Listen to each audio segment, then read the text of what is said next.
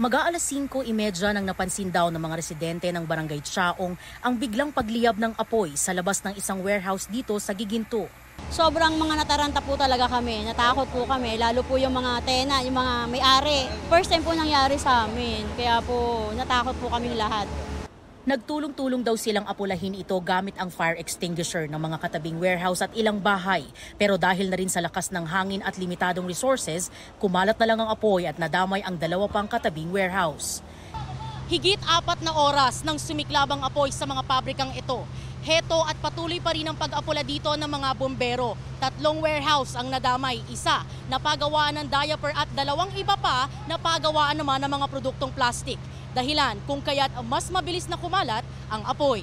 Kaliwat kanan ang pagtutulungan ng mga bombero dito ngayon, partikular yung mga humahawak ng hose na kailangang maglabas ng mataas na pressure para tuluyang mapuksa ang apoy na patuloy sa pagkalat.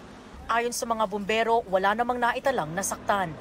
Pero problema ang sikip ng daanan para makapasok sa loob ng warehouse. Hindi tuloy makapasok ang may dalang tubig.